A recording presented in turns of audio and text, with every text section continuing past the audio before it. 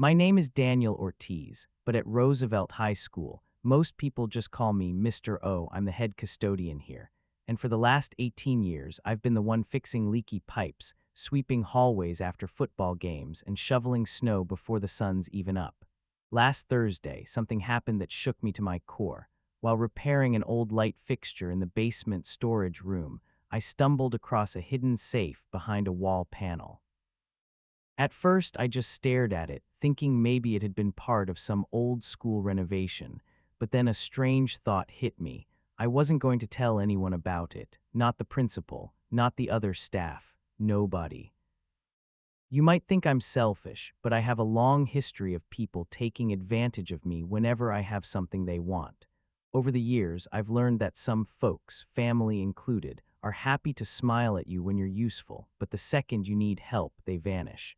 So before I made any decisions about that safe, I wanted to see what kind of people I was surrounded by. I wanted to test them. Before I explain exactly what I found in that basement, let me tell you about my life before last Thursday. I'm 47, a widower, and I live in a modest two-bedroom rental on the edge of town. My son Mateo is in college, and I'm doing everything I can to make sure he graduates without drowning in debt. My job pays the bills barely. The school district's budget cuts mean we're constantly short on supplies, and overtime is more of a suggestion than something you actually get paid for. Still, I've always been the type to show up early, fix what's broken, and go the extra mile without complaining. Family-wise, it's complicated. My younger brother, Louis, has a habit of calling me when he's in trouble, usually after bad business decisions or another failed get-rich-quick scheme. My older sister, Rosa, is a nurse who earns well, but she's always just getting by whenever I've asked for help. My cousin Diego has borrowed from me more times than I can count, and my Aunt Gloria, bless her heart, never misses a chance to remind me that being just a janitor isn't exactly impressive. The only one who's been consistently kind is my late wife's sister, Elena. She's a retired librarian who lives frugally, but is quick to offer a meal, a listening ear, or a place to crash. She's the kind of person who will give you her last $20 without making you feel bad about it. Work isn't much different. The principal, Mr. Carter, is quick to take credit when the school board compliments how clean the building looks. My coworker Greg leaves early almost every day, dumping his unfinished tasks on me. And then there's Janine, the secretary, friendly to my face, but I've overheard her more than once telling parents I probably just sit around in the custodian's lounge all day. The truth is, I'm the one who makes sure this school runs smoothly, but you wouldn't know it from the way people treat me. Now about that safe. It was tucked behind a warped piece of paneling in the old storage room under the gym. The wall had been bowing slightly, and when I pried it back to inspect for water damage, I saw the steel door. No dust on it, no combination dial, just a keyhole. My first instinct was to report it to Mr. Carter, but something in my gut told me to keep quiet. This wasn't the kind of thing you blurt out in the teacher's lounge. That night, I couldn't stop thinking about it. Who put it there? How long had it been hidden? And most importantly, what was inside? I didn't know if it was school property, forgotten valuables, or just old paperwork, but I knew one thing. If word got out, people would come sniffing around fast. And from my experience, once other people get involved, the truth gets twisted, and somehow the guy at the bottom, me, ends up getting blamed or cut out. So I decided to test something before I even tried to open it. I wanted to see who I could truly trust. I would create a situation where I needed help, real help, the kind that doesn't benefit the person giving it, and see who stepped up. If I could figure that out, I'd know exactly who to confide in about the safe. It wasn't about borrowing money I couldn't repay. It was about seeing who cared enough to extend a hand without knowing there might be something in it for them later. I crafted a story. I'd tell people that I'd gotten a surprise medical bill, something urgent and expensive, and that I needed $1,000 to cover it until payday. It wasn't a small amount, but it wasn't impossible for most people I knew, and it would be enough to make them think about whether helping me was worth it. The next morning, I ran into Greg in the hallway. Perfect chance to start the test. "Hey man," I said, keeping my tone casual but with a hint of worry. Listen, I'm in a bit of a bind. My car broke down, and the mechanic says I need a new transmission. It's gonna cost about $1,000, and I'm short right now. Think you could spot me so? Me until I get paid. Greg blinked like I just asked for his social security number. Oh wow, man, that's tough. I'm kind of strapped myself, though. You know how it is. Christmas wiped me out. It was August. Later, I tried Mr. Carter. I caught him in his office between meetings and gave him the same story. He frowned, leaning back in his chair. Daniel, you know I'd love to help, but with the budget cuts and my own kids' tuition, yeah, I can't. He didn't even ask how I was planning to get to work without my car. By the end of the day, I'd tested 4 people: Greg, Mr. Carter, Janine, and the athletic director, Coach Harris. All gave variations of the same polite brush-off. None offered to help in any way. Not a ride, not a loan, not even a suggestion for a cheaper mechanic. I was starting to think my little experiment would only confirm what I already knew. When you're at the bottom, you're on your own. But that night my phone buzzed with a call from Alina.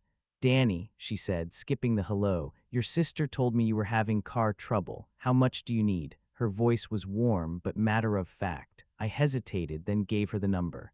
Okay, she said. I'll transfer it to you tomorrow morning. Don't argue. And she hung up before I could say thank you. It was one thing to suspect who you could count on. It was another to see it proven right in front of you. Alina didn't have much, but she didn't hesitate. The others, not so much. And as I thought about the hidden safe in that basement, a plan started forming in my mind. I was going to find out exactly what was in there, but I wasn't doing it alone. The next morning, I got to school an hour early, long before the teachers started trickling in. I grabbed my flashlight and headed straight for the basement. The air down there was thick and musty, the kind of smell that seeps into your clothes and follows you home. My footsteps echoed on the concrete floor as I approached the warped panel behind the storage shelves. With a screwdriver, I pried the wood back until the safe was fully visible again. Up close, it looked older than I'd first thought. The steel was worn, with faint scratches on the surface. The keyhole was small, too small for anything modern, meaning the key itself had probably been hidden or lost decades ago. I crouched there, studying it, my mind racing through possibilities. School records, old sports trophies, or maybe something someone didn't want found. That's when I heard footsteps above me. My first instinct was to close the panel, but I forced myself to move casually, as if I were just checking for leaks. It was Greg, coming down the stairs with a mop bucket. Hey, he said, glancing around. What are you doing down here this early? Maintenance check, I replied smoothly, straightening up. Had a report about water damage. His eyes darted toward the wall, and I swear he lingered a beat too long before looking back at me. Well, if you find anything valuable, let me know, he said with a smirk, then headed for the boiler room. That little comment stuck with me. Greg wasn't exactly known for subtlety, and if he'd noticed the safe, there was a chance he'd start talking, which meant my window of keeping this to myself was shrinking fast. I needed to move quickly, but I still had one problem: getting it open. That afternoon, I called an old friend, Miguel, who used to work as a locksmith before switching to security installations. Danny, been a while, he said when he picked up. I explained that I'd found an old safe in the school basement during repairs, playing it off like I was just curious about its history. Could be fun to open, I said, but officially I can't really make a big deal about it. Miguel chuckled. I've got some tools. I can come by after hours tomorrow, but you didn't hear that from me. The next day I went through my shift like normal, fixing a jammed window in the science lab, unclogging a stubborn drain in the cafeteria. But underneath it all, my mind was locked on that safe. The plan was to meet Miguel at 7 p.m. after the school was empty. By the time I finished sweeping the last hallway and shutting down the gym lights, my hands were actually trembling. Miguel showed up with a black duffel bag of tools and that same mischievous grin he'd had back when we were teenagers sneaking into the community pool after hours. Show me the treasure, he joked as we headed down the basement stairs. When he saw the safe, his eyebrows went up. Old, probably hasn't been touched in 50 years. He knelt, pulled out a small flashlight, and examined the keyhole. We can pick it, but it might take a while. For 20 minutes I stood there, listening to the click of metal on metal, the quiet muttered curses under Miguel's breath. Then, with a soft clunk, the safe's lock gave way. My heart was pounding so hard I could hear it in my ears. Miguel grinned up at me. "You ready?" I knelt beside him, and together we swung the heavy door open. Inside, there was no gold, no jewelry, no cash stacks.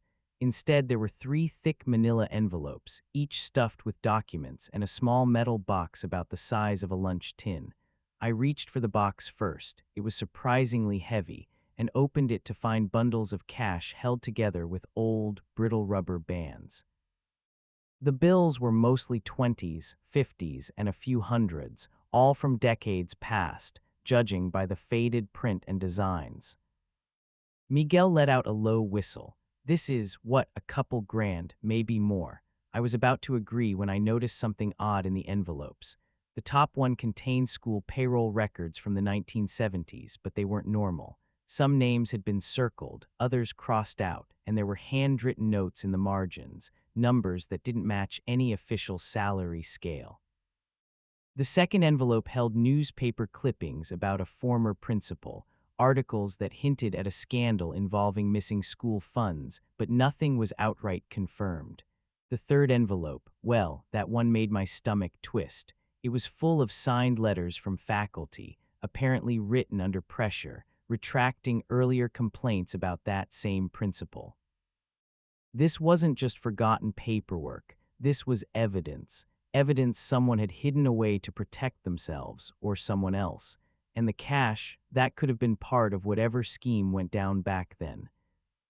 Miguel looked at me, suddenly serious. "Danny, you realize if this gets out, it's not just history. It could affect people now, their families, their reputations." I knew he was right, but I also knew something else. If the wrong person found this first, it might quietly disappear forever. "No one can know yet," I said firmly. "Not until I figure out what to do." Miguel zipped his bag, gave me a look that said he didn't entirely approve, and left without asking more questions. I spent the rest of the night going through those documents in my living room. Some of the names on those payroll sheets, they were relatives of current staff. And a couple of the letters were signed by people who were still alive, people I saw at district meetings. This was bigger than I'd thought, and if handled right, it could mean leverage. The kind of leverage that someone like me, someone they overlook, could finally use to even the scales. And as I stared at that pile of cash, I couldn't help but think of the people I'd tested the past few days. The ones who wouldn't give me a dime when they thought I was desperate. I'd just found something valuable, something dangerous, and now I knew exactly who deserved to be kept in the dark. The next morning I walked into work like nothing had happened, but inside I felt different. For years, I'd been the guy who quietly cleaned up everyone else's mess, kept my head down, and stayed out of trouble. Now I had something, information and money, that could flip the power dynamic in this building upside down. The trick was figuring out how to use it without putting myself in the firing line. First, I made copies of everything in those envelopes. I didn't have a fancy scanner at home, so I went to the public library before work and used their machine, 1 page at a time. The librarian didn't ask questions, though I caught her glancing at the stack of yellowed papers and faded signatures. I kept the originals in a lockbox under my bed, alongside the cash from the safe, which I'd counted the night before. $14,200 exactly. Enough to be tempting, but not enough to be life-changing, unless you used it the right way. By mid-morning, the usual routine chaos had kicked in. A toilet overflowed in the girls' bathroom, the gym scoreboard wouldn't turn on, and someone had tracked muddy footprints through the main hallway. As I mopped, I watched people. Greg was in his usual lazy mode, leaning against the wall and scrolling his phone while a bucket sat untouched beside him. Mr. Carter strode past without so much as a nod, probably on his way to take credit for another project I'd done. Janine breezed by with a coffee, gossiping loudly with a teacher about the new science hire. I kept my head down, but I was filing away every detail. During lunch, I made my first quiet move. I slipped an unmarked envelope into Greg's open locker in the custodial closet. Inside was a single photocopied payroll sheet from the 1970s, the one with a circled name that happened to match the last name of our current athletic director, Coach Harris. I didn't sign it or add a note. I just wanted to see what would happen if someone got a taste of what I had. Sure enough, by the end of the day, Greg was unusually jumpy. He kept glancing at me like he wanted to ask something but didn't dare. I let him stew. If he brought it up, I'd act clueless. The less I revealed, the more he'd want to know. That night, I called Alina. She was the only person I trusted enough to know about the safe at Lee.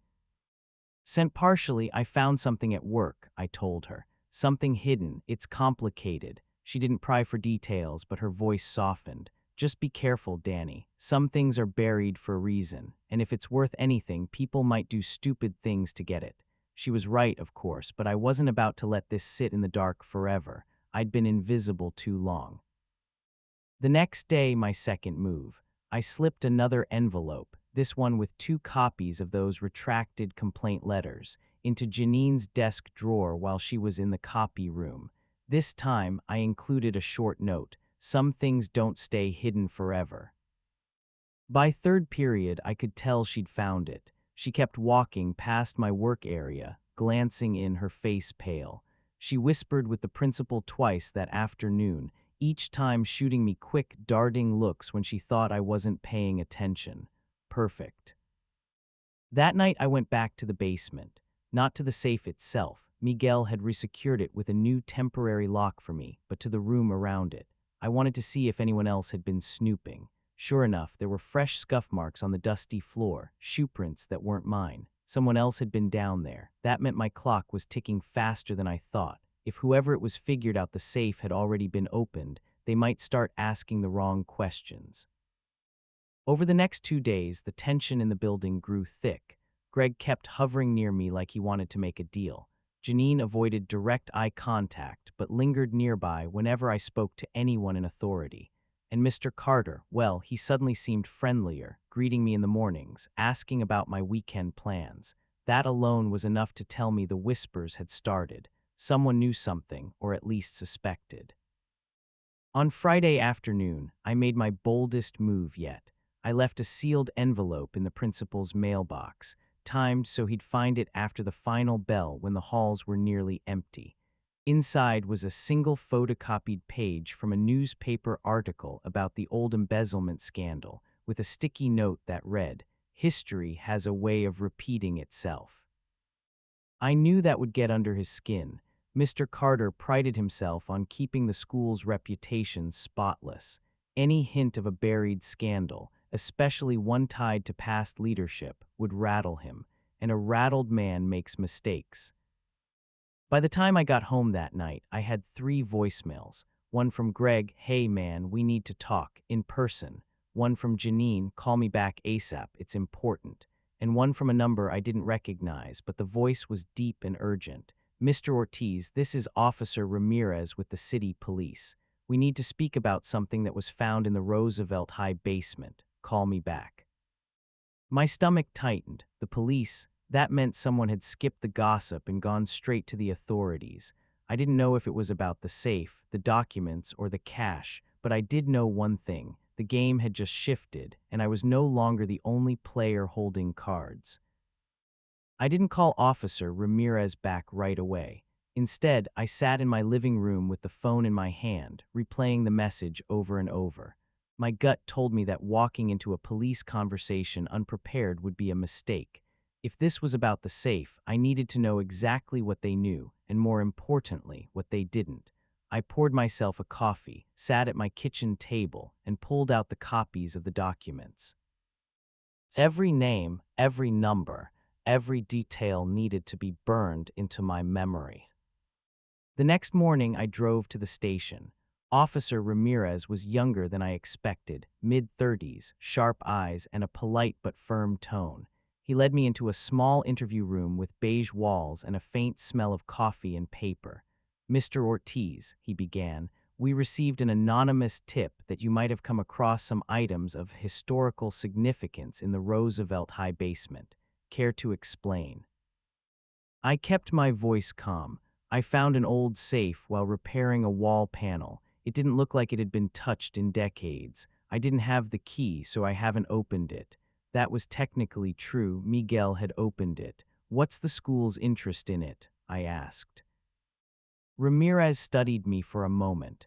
There are old rumors about missing district funds from the 70s. If there's anything in that safe related to that, the school board would consider it district property. We're just making sure nothing vanishes. It was a warning, plain as day. I nodded slowly. Understood. He slid a card across the table. If you do open it, call me. I'm sure you'd like to avoid being accused of mishandling evidence. The way he said it told me someone had already tried to point the finger in my direction. When I got back to school, Greg was waiting in the custodial closet. Dude, he said, lowering his voice, you gotta let me in on this. I heard you found something big due. WN there, we could, work together. I stared at him. Where'd you hear that? He smirked. People talk. Janine's been whispering to Carter. Carter's been whispering to Harris, and somehow it's all pointing at you. Exactly what I'd suspected. They were closing in, but they didn't know I'd already secured everything. Still, I needed a bigger play, one that would turn this entire mess around and put me on top. That night I drove to Alina's. Over steaming mugs of chamomile tea, I laid it all out, well, almost all of it. I told her about the cash, the documents, the whispers, and now the police. Her brow furrowed deeper with each sentence. Danny, you're sitting on a hornet's nest. If they think you're hiding something, they'll make you the fall guy. You need to turn this around before they do. I know, I said. That's why I'm going to use what's in those papers, not to destroy them, but to make them think twice before coming after me. Alina leaned forward. Meaning, I smiled faintly. Meaning I'm going to let them know I could bury them if I wanted to. The next day I set the trap. I drafted anonymous letters, each containing a carefully chosen piece of evidence tied to someone still connected to the district. To Mr. Carter, I sent a copy of the payroll sheet with his mentor's name circled, along with a note. Leadership leaves a legacy. Sometimes it's not the one you expect. To Janine, I sent a photocopy of a retracted complaint letter signed by her aunt, with the line, family ties can be a blessing or a curse. To Coach Harris, I sent the newspaper clipping about the scandal, highlighting the surname we both knew was his father's. By lunch, the school was buzzing. Carter looked pale and distracted. Janine was whispering into her phone in the staff lounge. Harris was pacing outside the gym, looking like he'd just swallowed a wasp. I kept mopping the floors, silent, invisible, while they scrambled. That evening, I got a call from an unlisted number. It was Carter. Mr. Ortiz, I think we may have gotten off on the wrong foot, he said, his voice tight.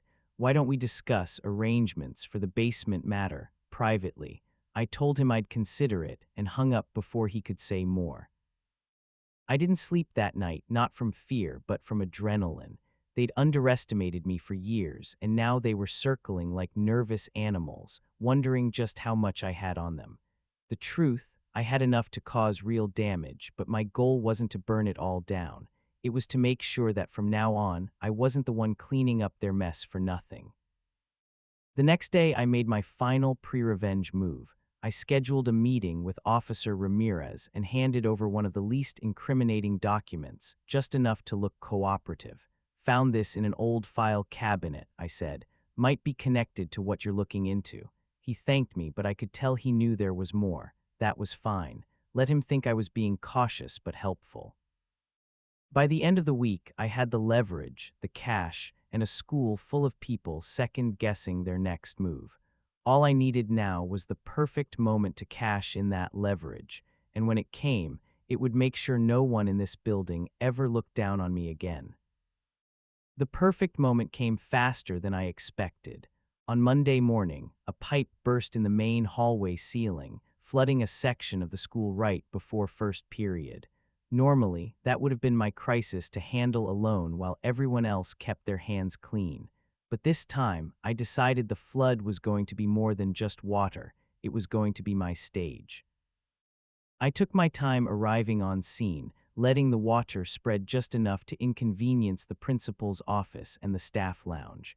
By the time I showed up with the wet vac and mop, Carter was already there, barking orders and red-faced. "Ortiz, where the hell have you been?" he shouted, his voice echoing down the corridor. I didn't raise my voice. "Assessing the damage, sir. This looks like years of neglected maintenance. Might be worth checking old district repair budgets, see where the money went." I held his gaze as I said it, letting the words hang heavy between us. His eyes flickered. He got the message. By mid-morning, whispers were circling again, but this time they were quieter, more careful. During lunch, Carter asked me to join him in his office. The blinds were closed. "Look," he began, folding his hands on the desk, "I think we can help each other. I'm willing to make sure your department gets a budget increase, equipment upgrades, overtime pay, even a raise for you. In exchange, we don't stir up old ghosts." It was exactly the opening I'd been waiting for. "That's generous," I said evenly, "but I'd like something more specific. A formal title, facilities manager, and authority over all maintenance contracts. I pick the vendors, I control the schedules, and any disputes about repairs go through me." He hesitated. Ted, clearly weighing the risk, then nodded. "Done." The next day, my nameplate read Daniel Ortiz, facilities manager. Greg avoided me entirely, and when I did run into him, he was suddenly eager to work his full shift. Janine kept her distance too, no longer tossing little digs in my direction. Coach Harris even offered me tickets to a Friday night game, his way of smoothing things over without admitting anything. The dynamic had shifted. They weren't looking at me as the janitor anymore. They were looking at me as someone who could make things difficult. I didn't abuse it, not openly, but every decision I made from then on carried a quiet reminder. I wasn't invisible, I had influence. When we needed new floor buffers, I got them. When my crew requested a schedule change to avoid split shifts, it happened. And when Carter tried to cut our winter maintenance hours to save money, I reminded him politely how financial oversight could be a slippery slope. The hours stayed. As for the cash from the safe, I didn't touch a dime for myself. Instead, I used it to set up a small emergency fund for the custodial staff, quietly, anonymously. If someone's car broke down or a family member got sick, the fund covered it, no questions asked. Word got around among the crew, and their loyalty became rock solid. In a building full of people watching their backs, I now had a team watching mine. Elena was the only one who knew the full story. When I told her about the new title and the safe fund, she smiled. "You didn't just protect yourself, you changed your place in the whole system." She was right. The safe hadn't just given me leverage, it had given me a way to rewrite my role here. I was no longer the guy they stepped over on their way to the staff lounge. I was the gatekeeper of the school's infrastructure, and they all knew it. Months later, the district quietly announced a historical audit of old finances led by an outside firm. Carter pretended it was his idea. I let him have the credit, it kept the spotlight off me. Some of the names in those documents started popping up in local news reports, tied to newly uncovered evidence of financial misconduct. None of it traced back to me. I stayed where I'd always been in the background, mop in hand, but the difference was, now it was by choice. The safe is still in the basement, locked with the new key Miguel made for me. There's nothing in it now but a small envelope with one sentence written inside. "When they forget what you're worth, remind them." I put it there for myself, just in case I ever start to slip back into the old habit of keeping my head down. I don't need to flaunt what I did. The revenge wasn't about headlines or public takedowns. It was about making sure I'd never be treated like I didn't matter again. And every time I walk through the halls now, hearing the cautious respect in their voices when they say, "Mr. Ortiz," I know I succeeded. They'll never know exactly what I found in that basement, and they'll never know how close they came to being exposed, but I know, and that's enough. If you've ever been underestimated or overlooked, remember, quiet strength can be the sharpest form of power. Share your own story of turning the tables in the comments, and don't forget to like, subscribe, and stay tuned for more real stories that prove respect is always worth fighting for.